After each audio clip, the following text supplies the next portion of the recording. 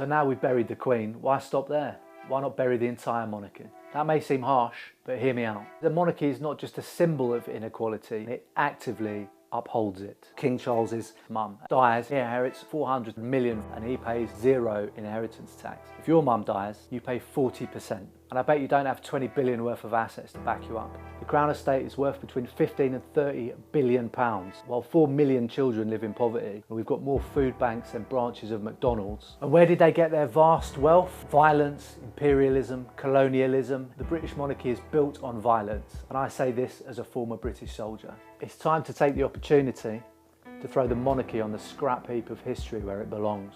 I'm Joe Glenton, journalist, author, former soldier and traitor to the Crown.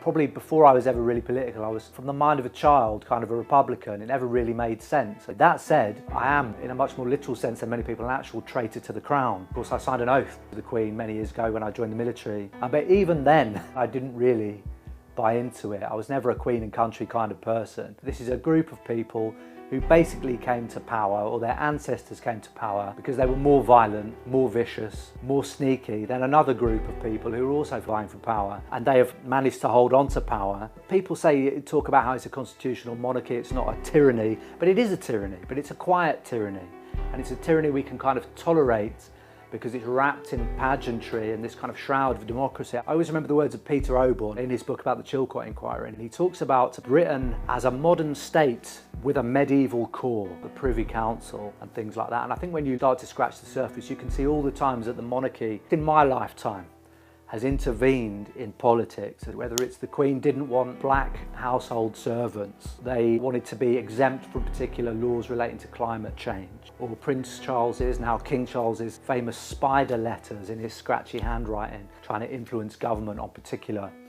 issues. Charles was the most senior royal to act as a kind of frontman for the arms trade. He's not the only one. Prince Andrew was a frontman for the arms trade, a man who has links to Epstein, the late paedophile, who was bailed out with 12 million of our money. Endless stories about them storing their money in tax havens. You look at the massive amounts of wealth and land they own. You look at their continued and increasingly unwanted lording over the former colonies. These are massively powerful people. And I think just on that basis, you should be critical of the monarchy. And again, if they have no power, if they're just symbolic, then why was the whole country in effect locked down and certainly locked to a particular kind of media coverage? Why was it force-fed? So many journalists, who I'm sure on any other topic probably are capable of impartiality, just turned into stenographers for the monarchy. There is a line to be drawn between grieving, even a national grieving process over a public figure, and just being a bootlicking sycophant. And that is how a lot of senior journalists in the mainstream media came across. There was no space whatsoever for anything except the top-down kind of narrative. First of all, republicanism is a legitimate viewpoint, and it is legitimate to express it at any time. And I don't care if it's the Queen's funeral or the King's coronation. It is a long and grand tradition in this country, because so much of what we are concerned with, the commons, landlords, unaccountable power, runs straight through the monarchy. And yet there's this kind of baked-in deference to power which runs all the way through British politics, the whole spectrum, which stops us asking those questions when they need to be asked. Why are you so subservient to someone you don't even know? Sod off. Go away. Don't call me again. I can't stand you.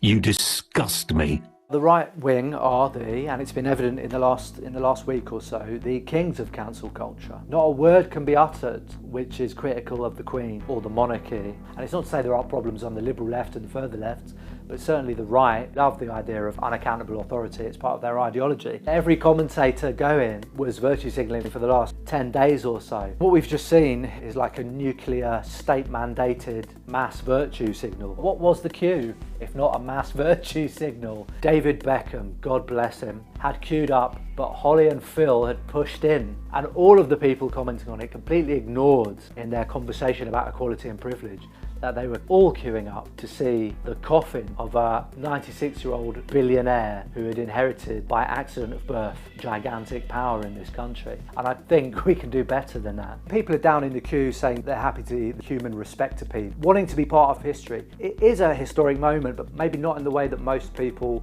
whose view is kind of obscured by a weird sycophantic love of the monarchy would understand, the British state is being remade before our eyes. I think that's the historical aspect. What we're seeing is the kind of mythologies of British identity being reformed and remoulded. There's been an attempt to de-link the royals from colonialism, the Queen particularly. How much land is owned around the world by the monarchy? You have to explain why they own billions of acres of land across the world. The monarchy is an institution of violence. It's built around violence, our colonial history and our imperial history. The Queen oversaw the last phase of the British Empire and was centrally involved in that. And even more recently, the royal prerogative has been exercised to enforce parts of the colonial settlement. In particular, the Chagos Islanders, Diego Garcia, the Privy Council ruled that they couldn't return to their homeland. And then you can just look at the kind of accoutrements the monarch has on their person when they're in their costume of state. Diamonds from this former colony, gold from this former colony, opals from another former colony, sapphires from somewhere else. They are absolutely centrally involved in colonialism and were from the very beginning, and they continue to be when they go and tour around hedonistically, getting carried around on racks by the islanders in some former part of the empire. It's absolutely central to their identity.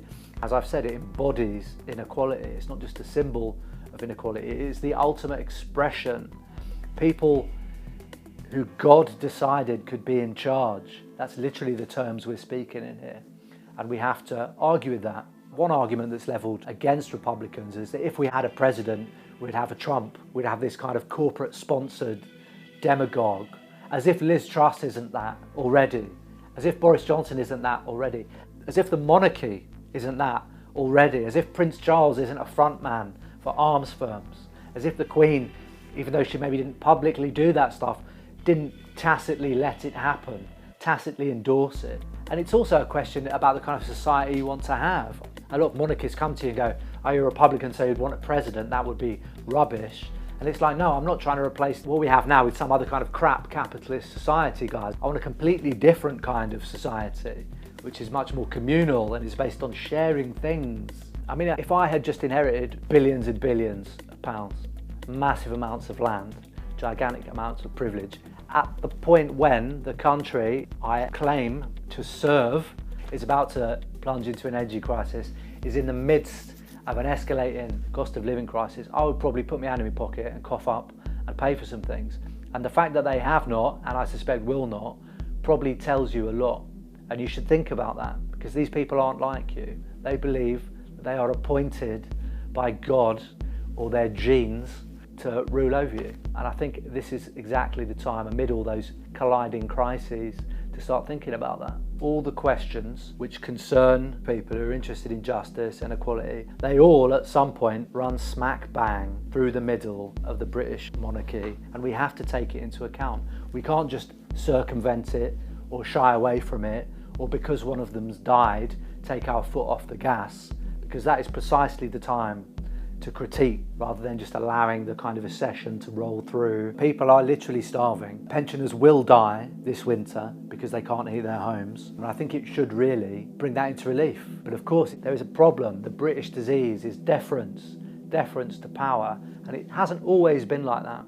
We have got rid of a king once in this country, and they called it the first 2 years of freedom. And it's something that we should not try and recreate.